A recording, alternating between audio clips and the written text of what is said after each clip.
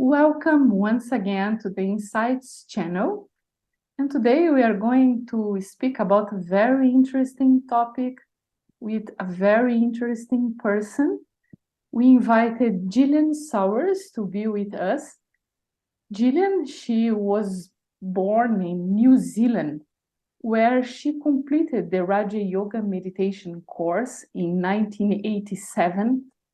1988, she moved to London, where she helped during many, many years in the Global Cooperation House, which is the headquarters of Brahma Kumaris in UK. And then in 1998, she moved to a completely different experience in Istambul, Turkey, where she helped to coordinate the activities of Brahma Kumaris there for a while. And nowadays, she's living in India. Can you imagine? She's living in Mount Abu, where actually it is the main headquarters of Brahma Kumaris, but she got her own flat, and she's up to an experience of silence and introspection, and as well exploring her inner world. Professionally, she has been working in many companies in UK and also in the United Arab Emirates, working with personal development, and this experience has taken her to many different countries and many different cultures. And she has been doing some research about near-death experiences. And she has discovered a lot in this topic. And that's why that's going to be our topic today. So welcome, Jillian, to the Insights channel. Welcome to Brazil. And we are very excited, actually, to listen about this. Thank you. And I'm quite excited, too. It's actually the first time that I've spoken about it in public. Generally, if someone gives me their ear, I will talk about it because it's been incredibly helpful on a meditation journey, which, for both of us has been a really long time.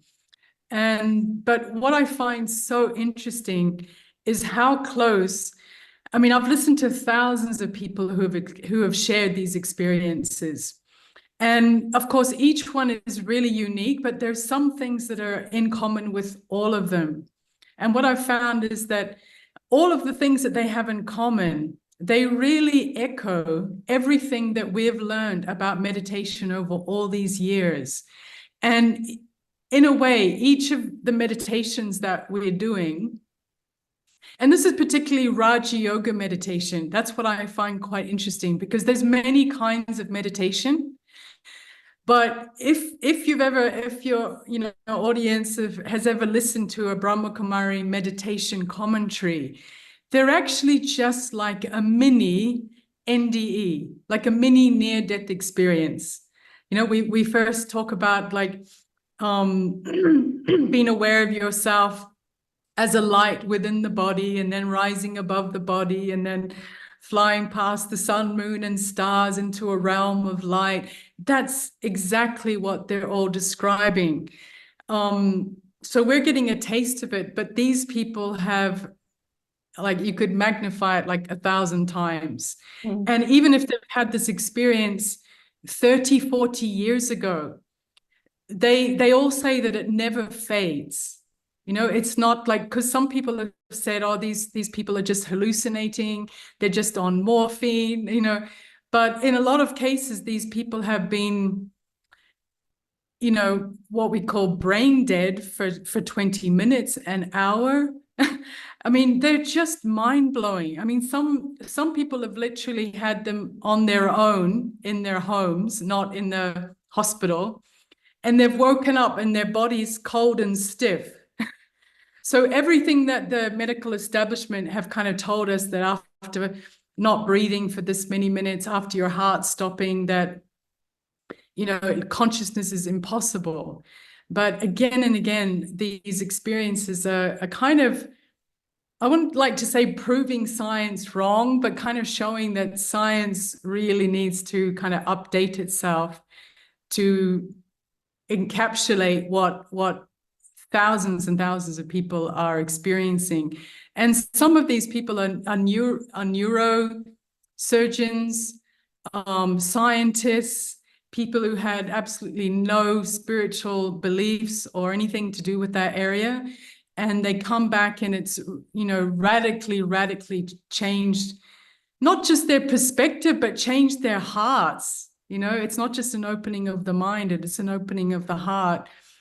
And I was thinking yesterday about what the founder of the Brahma Kumaris said. The last thing, apparently, he was to say before he left his body was be bodiless or incorporeal, egoless, and viceless. And for me, the Brahma Kumaris philosophy is very wide, very deep, has a lot of factors. But in a way, this is kind of the essence. And I think this is what each one of these people kind of experienced. The first thing, bodiless. This is the first thing that kind of, it particularly surprises those who have never thought about it. Of course, spiritual people are not that surprised.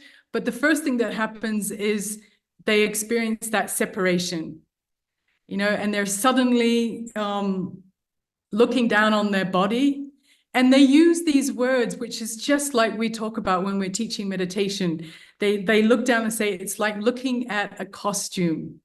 And they feel so detached from it. They're not like, even if terrible things are happening to it, they feel so detached because they're suddenly, and it's not just like, oh, that's, normal daily Jillian kind of looking at the body. Instantly, they've got much more access to who we really are.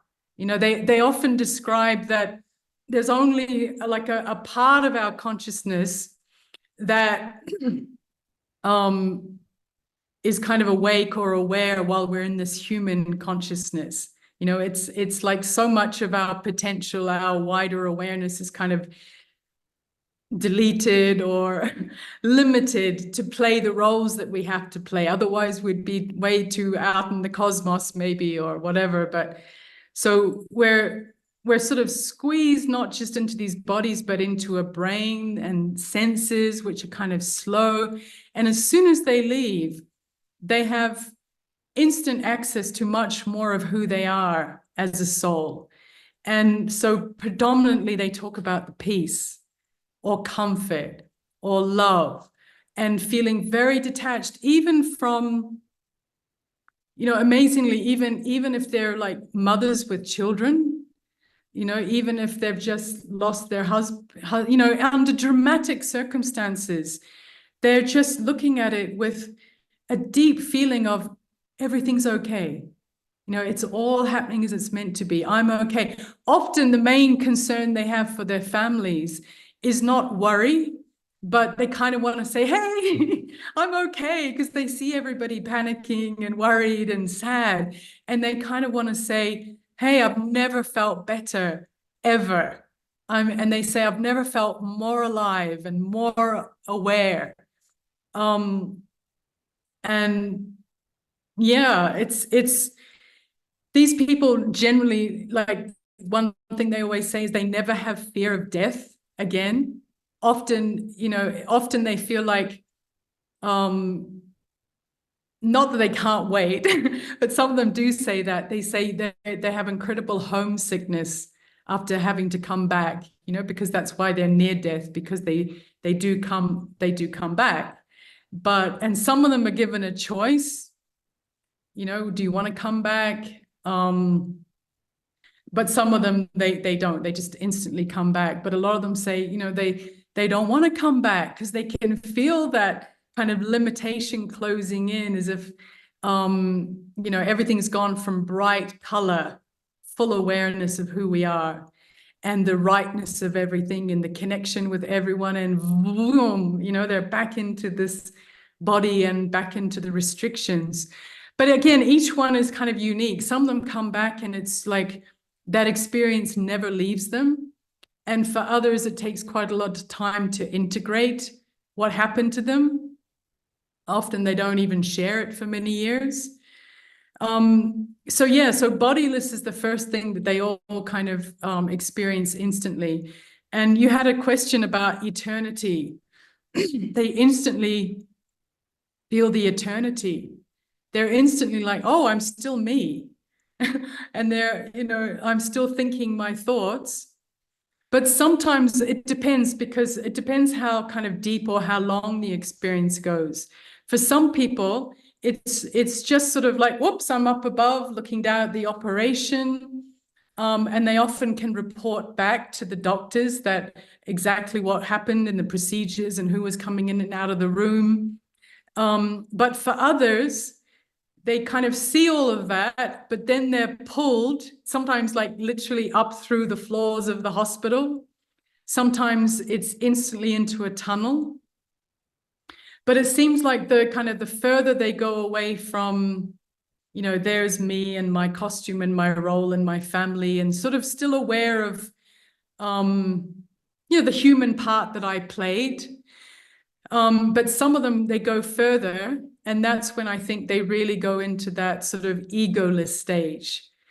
And that's where they kind of have a longer perspective of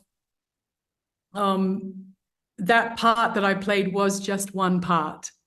Often they're another thing that they so I'm just aware that I'm kind of just dominating the conversation and not leaving room for any questions. But it's okay. Actually, we are already answering some of the questions because, the idea of death, I think it's the biggest fear that humanity have. And it's exactly because it's something unknown. Not many people have come back to tell this story, and kind of explain what really happens. So I think that if we could yes, tell people about these things more frequently, it will probably help them to deal with this big taboo or this big enigma, no? Because like these concepts like eternity of the soul, they are too much abstract, let's say, like to be incorporeal. It's not something that people can really reason on it, because I think it's a little bit beyond even reasoning. It's much more like a deep perception, a deep understanding, and an experience. But as you say, I think that people come back and that creates an impact on them.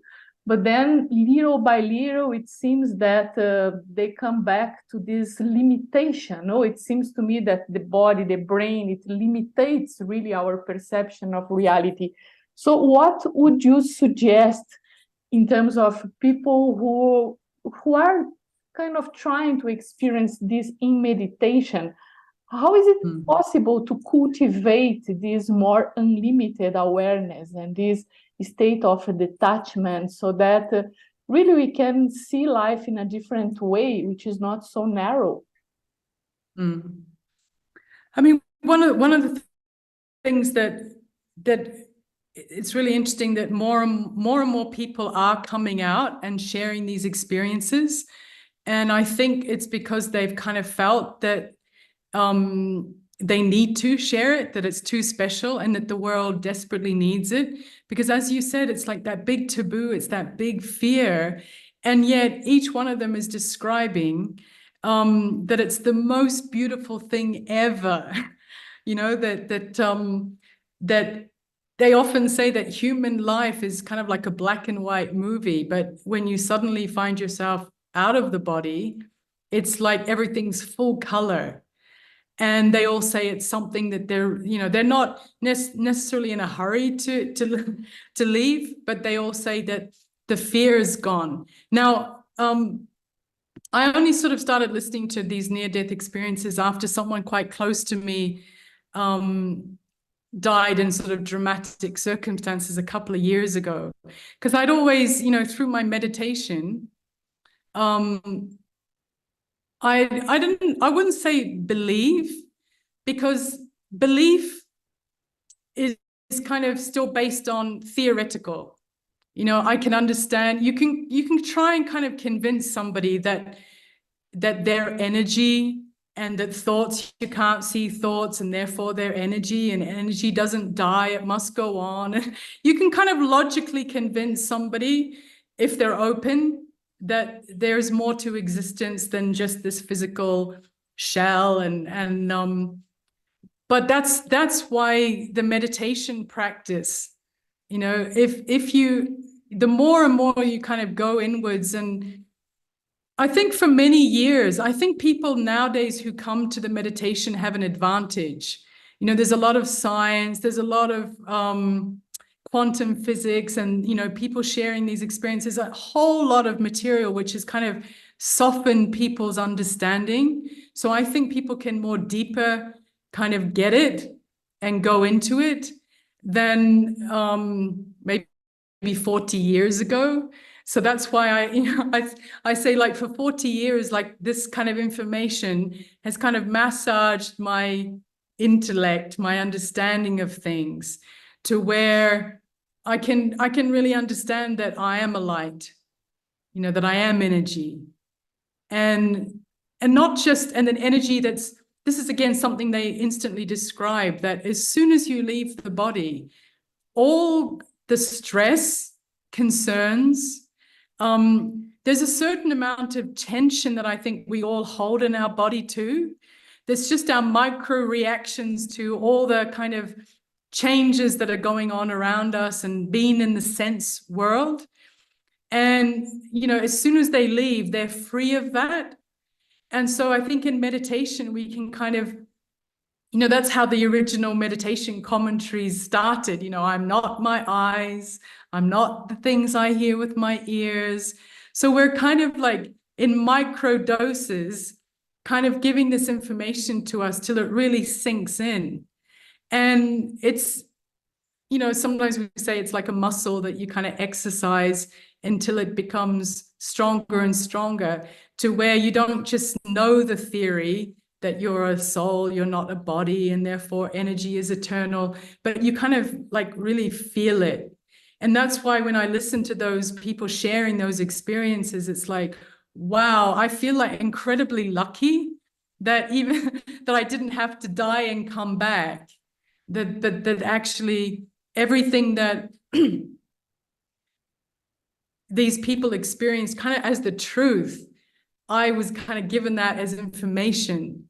And maybe it's taken longer because I haven't had like that, you know, incredibly dramatic experience of just Jillian completely disappearing from the world. But every time I meditate, I'm kind of disappearing from Jillian. You know, you look down at Jillian, you kind of stop identifying with, because this is again something that they all talk about. It's not just I'm a soul and that's the costume, but associated with that costume.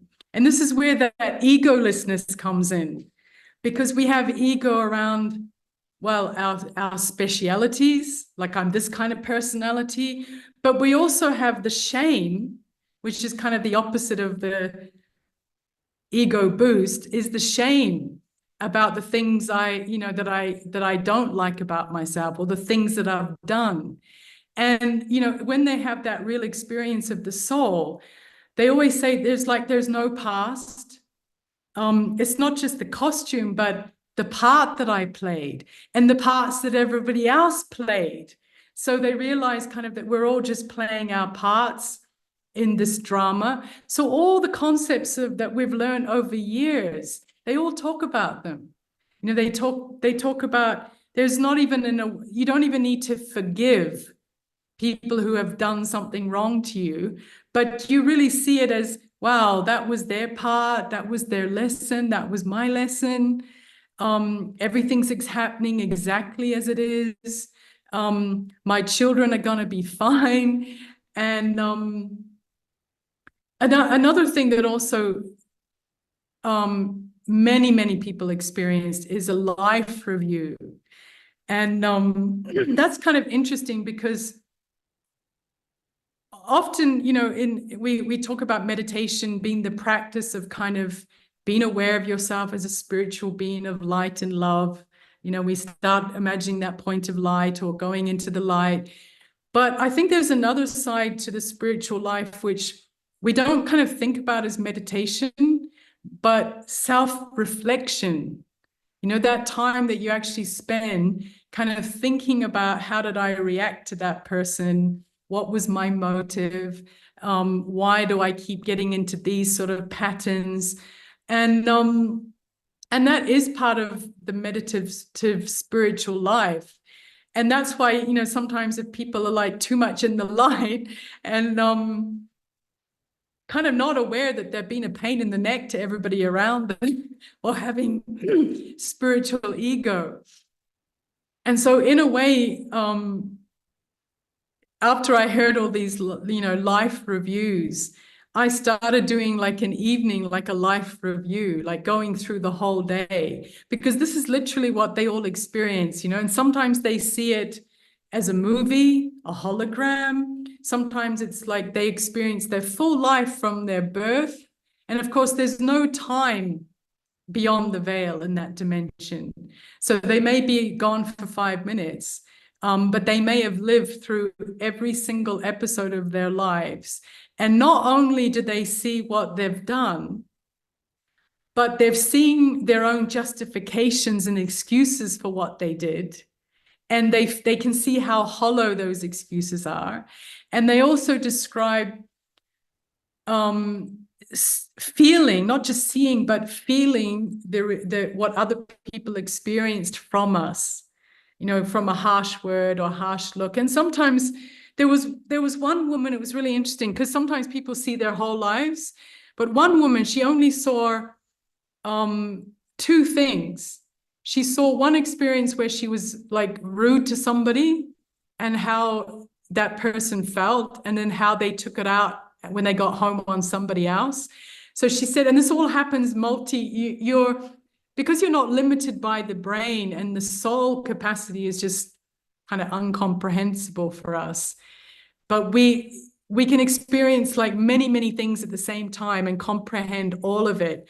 So at the same time, you can be watching yourself, aware of your justifications. You can also at the same time be aware of your eternal soul, which only has love for the part that you've played. So you can kind of simultaneously be comprehending your errors, but loving yourself and seeing the reactions of others, and then seeing how those reactions have kind of rippled out. And that same woman said the only other thing that she saw was once when she just paid 70 cents for someone in the supermarket who didn't have enough money, and how that person then went on to set up a food bank for the community and how they helped so many people. And so it really, and they all say that the main thing and they don't even say judge, they all say there's no feeling of judgment. Sometimes they say that there was the feeling of God with them or other beings with them, but they never got the feeling of anybody kind of judging. It was more like, hey, we love you anyway. You know, like a parent will still love a child, even if they have to kind of point out what they're doing wrong. It's all done with so much love, but they say the main kind of measure is how kind, how loving you were, and not just on a verbal level, but your thoughts. You know, that sometimes you kind of think, well, I never did anything wrong, or I never gossip, but they say you're even seeing your thoughts and the energy of the thoughts and how they affected the people around you. So it magnifies every moment. And of course, this is one of the things that we learn in Raja Yoga, that, you know, use every moment, like have good wishes for everybody, see everybody as a soul. And so what does that mean? It's not just visualizing a point of light in their body, but it's aware that how divine our essence is, you know, and not being trapped by the part that they're playing, you know, and feeling that that's just the result of living in this world and becoming human. Like we're all in the same kind of soup, but just seeing beyond that. And that's the biggest blessing that you can give to another, is seeing the light within them. So they're all experiencing what I think is no different from what we have learned, but just listening to it, and you can feel the sincerity of them when they speak about these experiences. it just for me deepens my awareness of the truth of it. And I just want to share something else that a lot of them have kind of shared, because another thing that I know you and I particularly have loved to do this meditation of really going beyond the physical world and imagining that world of light. And this is what a lot of them describe in such amazing detail. And one woman in particular, she said it was like looking like, and they always say that words are never enough, but she sort of said it's like a constellation, like a web, like a spider's web or a constellation of stars. And she said, as she looked close at them, I mean, at first she said, oh, I shouldn't look at them. They're going to kind of burn my eyes. The light's so bright, except that you don't have eyes. And then she heard this voice telling her, no, look into the light. And then when she looked into these lights, she realized that they were souls and that they were looking back at her with love. And then suddenly she realized what is that web of lights that looks like a constellation was all souls suspended in this dimension of silence and the bliss. She said, you had no feeling of the past or the future. You were just so present and so content. You could stay there forever, such deep silence. And I think this is something that, I've experienced in meditation, but after listening to these people speaking, like I feel like my meditation's being turbocharged because, that visual aspect really helps, when you can kind of imagine it. And of course, you want to feel it. This is the whole thing about meditation is you really want to tap into that feeling of security, eternity, comfort. These are not just words, but they come deep feelings. And then from that deep feeling of being beyond, this is another thing they all come back with. Again, it's a little bit number-wise according to how deep the experience was, and also I think where they were at before the experience, but they all come back with that feeling of brotherly love, of more detachment from their role, of a feeling of wanting to give to people.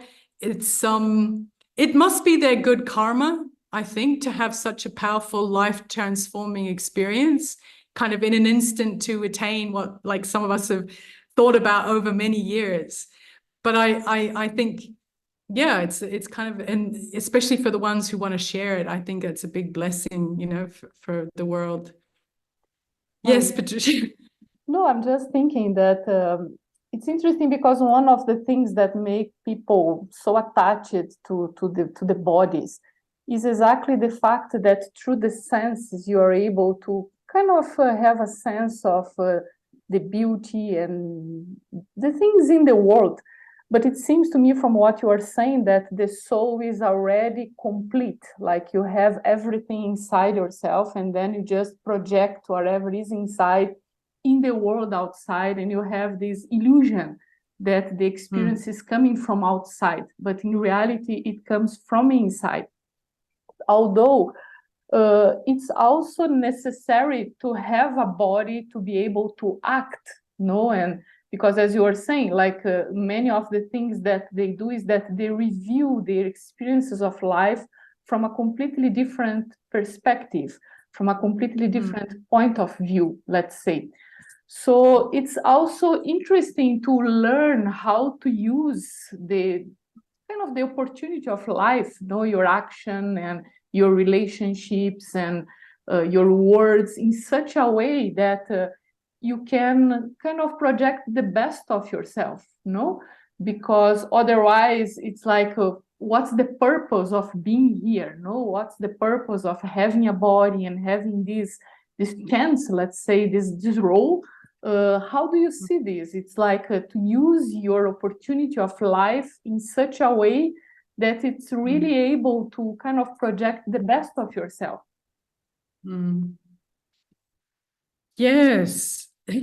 So if this, I think this is what we experience when we meditate, is that we do feel that kind of inner contentment and beauty. And even at that moment when you're meditating, because we can't see the web that connects us. You know, when they leave the body, they have this kind of vision of it, but it's still a reality even now that we're all connected in this web. So even when you're sitting in your little corner in Brazil, you know, your vibration is helping to raise the vibration of the whole planet. But of course, yeah, when you come into your words, into your actions, you know, I feel like we are kind of, well, it's interesting because the more you listen to these people speaking, you kind of feel like, well, where is there and where is here?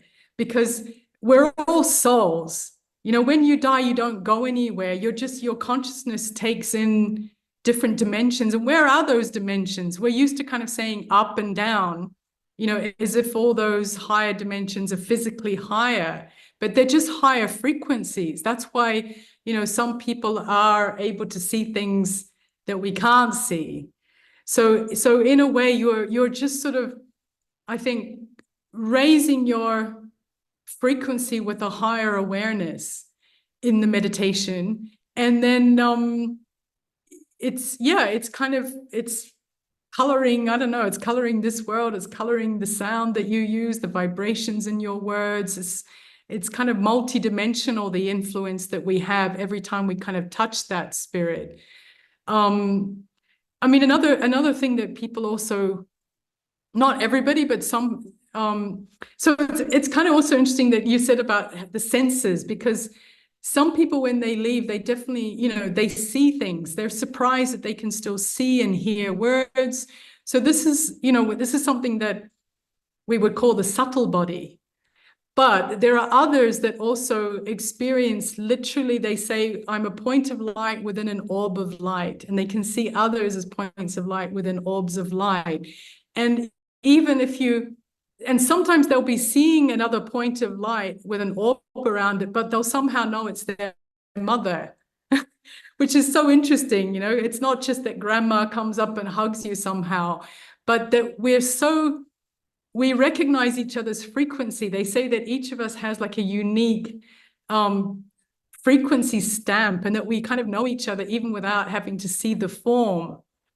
I don't know. I think the more that we experience these things, you know, ourselves, and hear other people experiencing them, I think we move in this world with such a different awareness. You know, I feel like that sometimes I'm moving in a movie, and that within each of these characters is that light that comes from the same home as us. You know, these, of course, concepts that we've learned from Brahma Kumaris, but they feel more and more real to me. And when I see them as my kind of family from the other dimension, you can't possibly feel angry or annoyed towards their actions. You know, it just feels like, yeah, they're all part of this big drama. Yeah, that's I what don't know if I was going to ask you. In these experiences you have heard, because you have heard a lot of experiences, is there anything like repentance, let's say, like people Oh, yes. repent So for something they haven't done or they have done and they didn't want to? definitely. Yeah, that's part of the life review. You know, for some of them, they feel kind of quite light about it. And they're kind of like, wow, that's amazing. And they feel like they're suddenly more aware of the power of their influence. But some of them, you know, when they're talking about it, I've seen some of them, like, you can feel that it's still deeply regretful, and, you know, and deeply aware that they want to change their lives, you know, especially if they've been like very narcissistic or, you know, being not very good. They say it's the hardest experience they've ever gone through, is seeing that life review. So it's not a joke. But this particularly one guy who had died, and he was only very young. He said he hadn't even had much of a life to do many things wrong, but still he had seen how he'd hurt people, and how he said it's like you could see the ugliness of yourself in such deep, vivid detail. But he also described at the same time a certain level of detachment from that. And I feel that's really a key for self-transformation. And I've heard this from lots of people, that you can't change something that you're still ashamed of. Because when you're ashamed of it, it means you're still identifying that you are that. Yeah, so you're still going to be stuck in that frequency of, I am this lazy, addictive, whatever it is that you're judging yourself for. But he described that you're kind of seeing your ugliness, but you can see your divinity and the contrast of it. And you kind of see that character with love and see how it's hurting itself and hurting others. So it seems that we can't change ourselves from within the mud, that we have to have the soul's perspective on that limited self is only with love. That, that you're acting out of ignorance, you've forgotten yourself, and that's not who you are. You're much higher than that. And in a way, that's something, I'm not sure how much the people listening have connected with the Brahma Kumaris, but the original teachings, the tone or the energy behind them is very sweet. It's very loving. And I think that's the tone that we have to have towards ourselves, that if we're and this is what they all seem to experience. There kind of is regret and the strong desire to change, and they often come back and radically change, but it's done with so much love, and I think that seems to be a key. And I think that also might be a key to why in Christianity there's such a big thing about forgiveness and confession, because somehow that being able to say, this is what I've done, and then be still accepted, and kind of that creates that a bit distance from over-identifying with the part that you've played. We all come to earth, we all under the law of entropy, we're all caught up in this material world, and therefore identifying with it, and therefore the vices, we're all in the same boat, so I think, we all need a whole lot more love from the real self towards the character, I guess you could say. I'm just aware of the time, like we could talk for hours on this topic. Yeah, I just wanted to ask you one more thing, do people describe some experience regarding God, like a meeting with God, yes. and some kind of a feeling of God in these experiences? Yes. How God presents himself? In that we shouldn't have left it to so late, because oh my goodness, that's something I've felt so much closer to God since I've been listening to these experiences, and they're all very different, which is also quite beautiful. It's as if the experience is catered for that person, and for some of them it just comes in the feeling of being surrounded by unconditional love, and they just know that it's God. For some of them, it's a dialogue.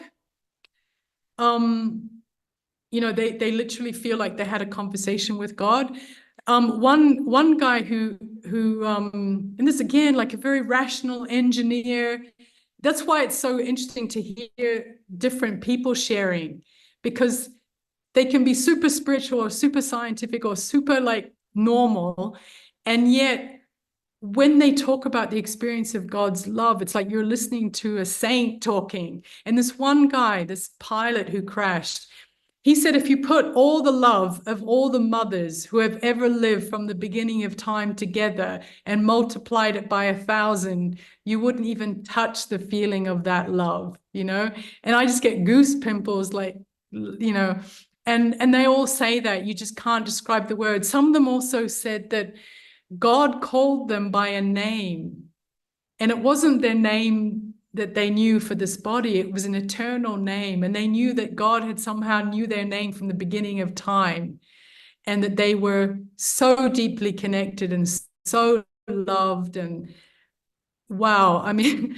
they never feel alone again. And one woman, I listened to her just a few days ago, she had a powerful near-death experience, and but this voice of God had and it's all telepathic, it's not like a figure with a beard telling you something, and it was telling her, you have to truly live, you're going to have to say yes to life. But what happened was, and she kept having these allergic attacks that would like put her to the edge of death, like 18 times after her first experience, she kept having these. And then finally she sort of, and she only had that near-death experience with talking to God for the first one. And then she had 18 more times of almost dying. And she said in the 18th one, again, she saw that light and it was saying to her, you know, she said, look, just take me. If you're going to, like, I don't want to keep dying or nearly dying, just take me. And he said, I told you to say yes to life. And, you know, you're not doing it. And because she had been very socially phobic and like not going out. And she said, the next day, someone phoned her and said, would you be willing to share your near-death experience with this group of people? And she said, yes. And she said from that moment onwards, she was healed. So sometimes it's not just sort of just a feeling of God's love and unconditional welcoming home. Sometimes they hear, you know, this is what you need to do with your life. You know, you need to get out there, you need to share, you need to do this and that. So that's also, you know, I think something that we have to, when we're thinking of God, it's not just like feeling that love, but being open to, I don't know, the voice of God or your intuition, but somehow also listening to those signals that maybe this is what you need to do or where you need to go, or listen carefully. I don't my biggest strength, but it's something that I definitely thought about more when I listened to that woman. You know, it's not just about going beyond, but it's kind of about what does God want for me in this dimension to be doing with my time, thoughts, energy, you know, like a real living interaction with God. And so I'm sort of more thinking not just about going beyond the world, but also imagining that that light of God is in the room with me, next to me, near me, aware of me, loving me, trying to kind of nudge me in my thoughts, you know, towards high direction. Yeah, not just I highly present, recommend. There's but so many channels to listen to if people are interested. Some of them I find do get a bit wacky. Like there's some people that say they go to water planets and outer space, but generally I kind of a little bit switch off from those ones. They're a little bit too abstract. For me, there's the normal people talking about the love of God, being detached from the body, feeling the eternity of the soul, being free from fear. To me, these are things that we can kind of all relate to. So if it's something that makes me go, what? That's a bit too far out, I just kind of put it aside, you know, and just focus on kind of what resonates for me. But, you know, each can go and explore for themselves. probably it's just different ways of describing the same thing with the elements that people have, no? But you know, Jillian, after hearing all these experiences, I think that not just me, but everybody is kind of keen to have a flavor of it, a kind of a feeling. So I would like to invite you to finish our conversation to guide us in a little near-death experience, if possible, like a meditation experience, no? As you say. Sure. Yeah, let's do that.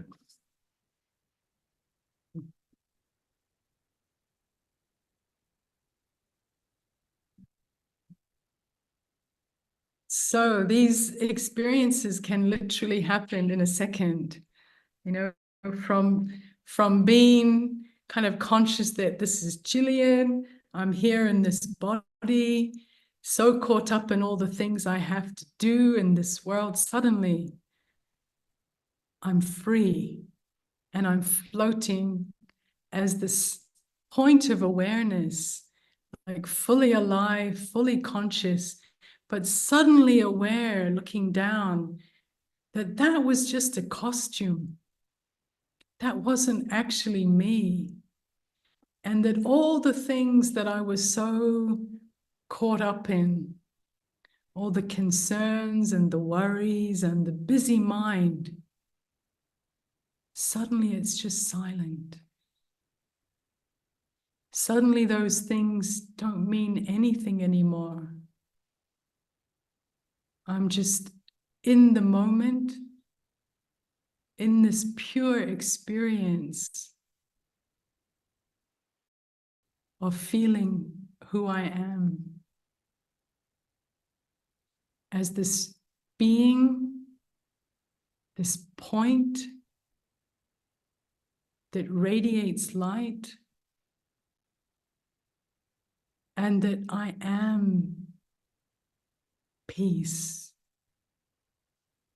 an undescribable depth of endless peace.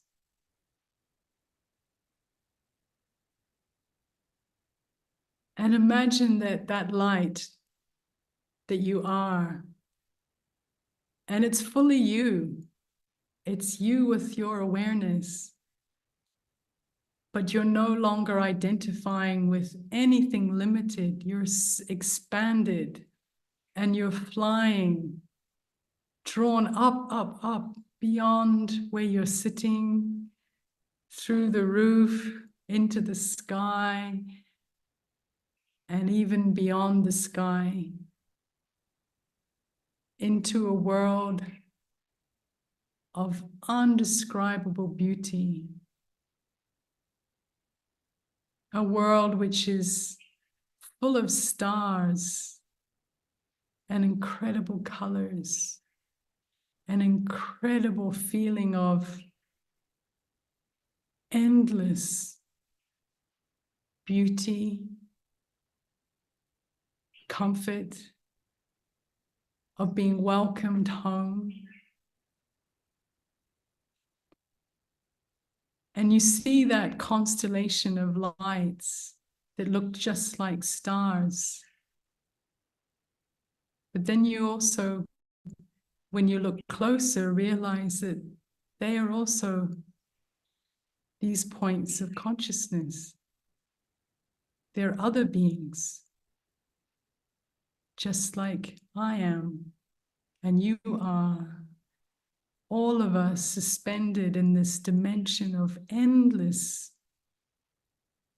sweet silence, fullness, not even knowing what is the feeling of wanting something or discomfort of any kind. It's like you can't even remember what the physical world was like, because this world is so much more real, so much more true. And how each of us is connected in this web, deeply connected. This is the eternal family. And at the center of this web, there is that one being who never forgets this place.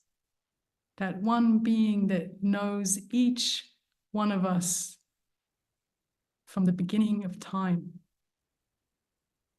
Well, in this dimension, there is no time. It's eternal. The one that we call God,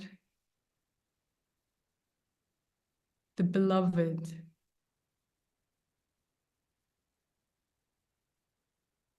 And this love just fills the being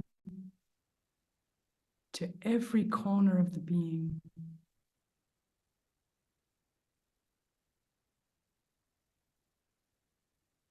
Almost to the point, there's no need to think. I'm just suspended in this state of bliss, shining bright, constellation of beautiful souls that we are.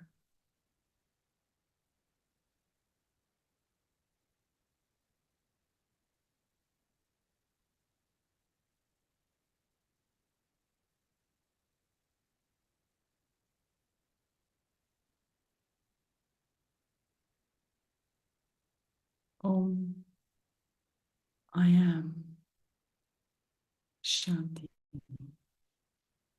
peace. Om Om Shanti. Thank you, Jillian. As you say, we could keep talking about these very interesting experiences for a while more, but maybe we can do another conversation at some other time. I would like really to thank for all the sharing and to thank all those who have been watching. And just to say you that we are going to put at the description of this video the YouTube channel connection for Jillian's channels, so that you can learn more and connect more with these ideas. And you also can subscribe to her channels. And we also invite you to subscribe to the Insights channel and also to share these videos with other people who might be interested in explore and go deep in this kind of topics that we have been sharing here. So many, many thanks and see you soon again. Bye. Bye, Jillian. Bye-bye.